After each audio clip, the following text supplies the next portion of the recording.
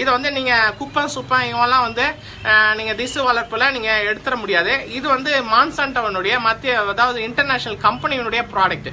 இதனுடைய சொந்தக்காரங்க வந்து இன்டர்நேஷனல் இருக்காங்க, பன்னாட்டு நிறுவனம். அந்த பன்னாட்டு நிறுவனத்தினுடைய உரிமம் பெற்றவர்கள் மட்டுமே இந்தியாவில் இந்த கண்டுகளை, வாழைக்கண்டுகளை விற்பனை செய்ய முடியும். அந்த மாதிரி வந்து ஸ்பீக்கர் நிறுவனம் அதனுடைய பேட்டன்ட் ரைட்ஸ் வாங்கியிருக்காங்க. வாங்கிட்டு அவங்க வந்து டிஷ்யூ கல்ச்சர் முறை மூலமாக இந்த செடிகளை வந்து விவசாயிகளுக்கு உற்பத்தி செய்து கொடுக்குறாங்க.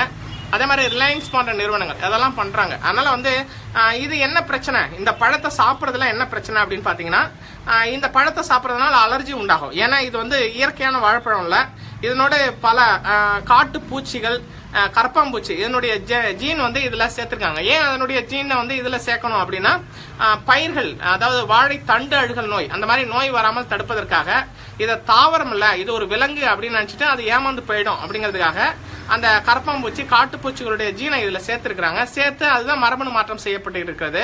அந்த மாதிரி மரபணு மாற்றம் செய்யப்பட்ட இந்த மோரிஸ் வாழைப்பழத்தை சாப்பிட்றதுனால நமக்கு என்ன பிரச்சனை அப்படின்னா, இது வந்து பழமே கிடையாது, இது வாழைப்பழம் கிடையாது. அதனால இது வந்து ஜெனட்டிக்கலா இயற்கைக்கு புறம்பான ஜீன்களை ஒன்று சேர்க்கப்பட்ட ஒரு புதிய ஒரு உயிரினம். இது வந்து தாவரமும் கிடையாது, இது விலங்கும் கிடையாது, ரெண்டுக்கும் இடைப்பட்ட ஒரு உயிரினம். அப்ப இந்த உயிரினத்தை இது தாவரமாகவும் எடுத்துக்க முடியாது, அசைவமாகவும் எடுத்துக்க முடியாது. அந்த மாதிரி நம்ம சாப்பிடுகிற போது நம்ம உடம்பு ஒவ்வாமையை வெளிப்படுத்துகிறது, அலர்ஜியை வெளிப்படுத்துகிறது. அதனால அலர்ஜி அதிகமாயிட்டு சைனஸ், ஆஸ்துமா, தும்மல், இந்த ஸ்கின் டிசீஸ் இதெல்லாம் வருவதற்கு இந்த மோரிஸ் வாழைப்பழம் காரணமாக இருக்கிறது. அதனால தயவு செய்து நோயாளர்களை பார்க்க செல்பவர்கள் பழம் வாங்கிட்டு போனோமேன்னு சொல்லிட்டு தயவு செய்து இந்த பழத்தை வாங்கிட்டு போயிடாதீங்க. வீட்டுல குழந்தை வைத்திருப்பவர்கள் அந்த மாதிரி வந்து அவங்க வந்து குழந்தைகளுக்கு இந்த பழத்தை கொடுத்துறாதீங்க. அதே மாதிரி அலர்ஜி, தும்மல், ஸ்கின் டிசீஸ் இருக்கக்கூடியவர்கள், வீட்டுல யாருக்காவது அலர்ஜி இருக்கு, ஸ்கின் டிசீஸ் இருக்குன்னா அவங்க தயவு செய்து அவர்களுடைய பிள்ளைகளுக்கு இந்த பழத்தை தயவு செய்து கொடுத்துறாதீங்க. என்ன கேட்டீங்கன்னா, விவசாய பெருமக்கள் நம்முடைய பாரம்பரிய இனங்களான நாட்டுப்பழம், பூவன் பழம், இந்த மாதிரியான பழத்தை நீங்க வந்து தயவு செய்து பயிரிடுங்கள். இது வந்து நம்ம புண்ணியம், அதெல்லாம் பயிரிடுவது வந்து புண்ணியம்.